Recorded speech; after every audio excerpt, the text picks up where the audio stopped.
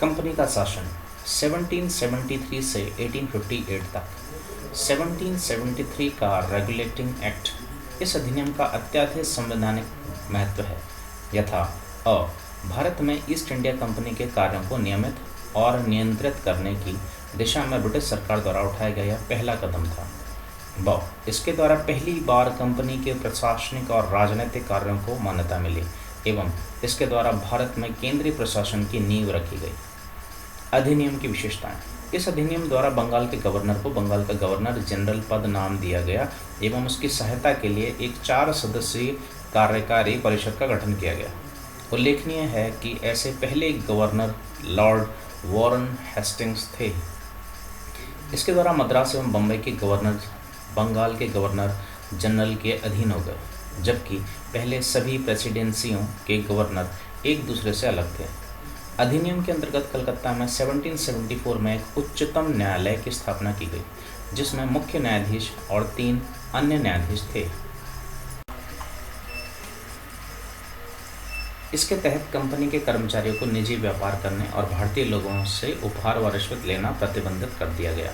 इस अधिनियम के द्वारा ब्रिटिश सरकार का कोर्ट ऑफ डायरेक्टर्स कंपनी की गवर्निंग बॉडी के माध्यम से कंपनी पर नियंत्रण सशक्त हो गया। इसे भारत में इसके राजस्व, नागरिक और सैन्य मामलों की जानकारी ब्रिटिश सरकार को देना आवश्यक कर दिया गया।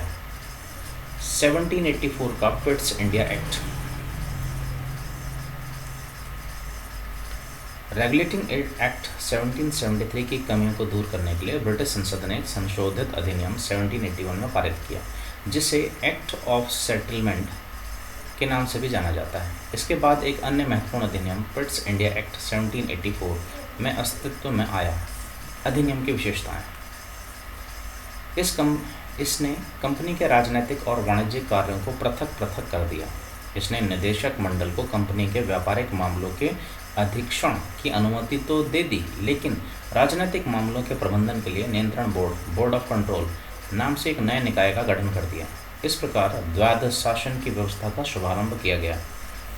नियंत्रण बोर्ड को यह शक्ति थी कि वह ब्रिटिश नियंत्रित भारत में सभी नागरिक, सैन्य, सरकार व राजस्व गतिविधियों का अधीक्षण एवं नियंत्रण करें।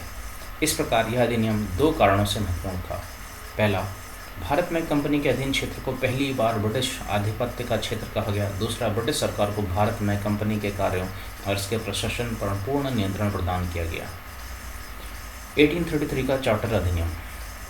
ब्रिटिश भारत के केंद्रीकरण की दिशा में यह अधिनियम निर्णायक कदम था। इस अधिनियम की विशेषताएं निम्नानुसार थी।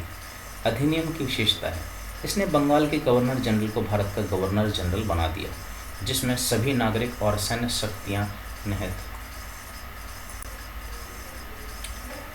थी। इस प्रकार इस अधिनियम ने पहली बार एक ऐसी सरकार का निर्माण किया जिसका ब्रिटिश कब्जे वाले संपूर्ण भारतीय क्षेत्र पर पूर्ण नियंत्रण था। लॉर्ड विलियम बेंटिक भारत के प्रथम गवर्नर जनरल थे। इसने मद्रास और बम्बई के गवर्नरों को विधायिका संबंधी शक्ति से वंचित कर दिया। भारत के गवर्नर जनरल को पूरे ब्रिटिश भारत में विधायिका के असीमित अधिकार प्रदान कर दिए गए, जिसके अंतर्गत पहले बनाए गए कानूनों को नियामक कानून कहा गया और नए कानून के तहत बने कानूनों को एक्ट या अधिनियम कहा गया। ईस्ट इंडिया कंपनी के एक व्यापारिक निकाय के रूप में की जाने वाली गतिविधियों को समाप्त कर दिया गया। अब यह विशुद्ध रूप से प्रशासनिक निकाय बन गया। इसके तहत कंपनी के अधिकार वाले क्षेत्र ब्रिटिश राजशाही और उसके उत्तराधिकारियों के विश्वास के तहत ही कब्जे में रह गए। चार्टर एक्ट 1833 ने सिविल सेवकों के चयन के लिए खुली प्रतियोगिता का आयोजन शुरू करने का प्रयास किया। इसमें कहा गया कि कंपनी में भारतीयों को किसी पद, कार्यालय और रोजगार को हासिल करने से वंचित नहीं किया जाएगा। हालांकि कोर्ट ऑफ डायरेक्टर्स के विरोध के कारण इस प्रावधान को समाप्त कर दिया गया। 1853 का चार्टर अधिनियम। 1793 से 1853 के दौरान ब्रिटिश संसद द्वारा पारित किए गए चार्टर अधिनियमों की श्रृंखला में यह अंतिम अधिनियम था। संवैधानिक विकास की दृष्टि से यह अधिनियम एक महत्वपूर्ण अधिनियम था। इस अधिनियम की विशेषताएं निम्नानुसार थी। अधिनियम की विशेषताएं, इसने पहली बार गवर्नर जनरल की परिषद के विधायी एवं प्रशासनिक कार्यों को अलग कर दिया। इसके तहत परिषद में 6 नए पार्षद और जोड़े गए। इन्हें विधान पार्षद कहा गया। दूसरे शब्दों में इसने गवर्नर जनरल के नई विधान परिषद का गठन किया, जिसे भारतीय केंद्रीय विधान परिषद कहा गया। परिषद की शाखा ने छोटी संसद की तरह कार्य किया। इसमें वही प्रक्रियाएं अपनाई गई जो ब्रिटिश संसद में अपनाई जाती थी। इस प्रकार विधायिका को पहली बार सरकार के विशेष कार्य के रूप में जाना गया। इसके लिए विशेष मशीनरी और प्रक्रिया की जरूरत थी।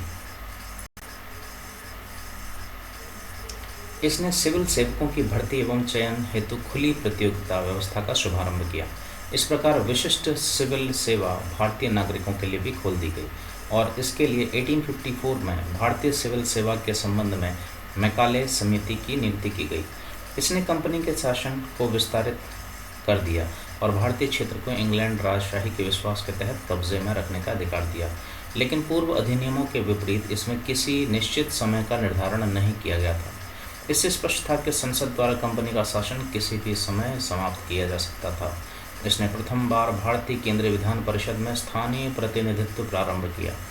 गवर्नर जनरल की परिषद में 6 नए सदस्यों में से 4 का चुनाव बंगाल, मद्रास, बम्बई और आगरा की स्थानीय प्रांतीय सरकारों द्वारा किया जाना था।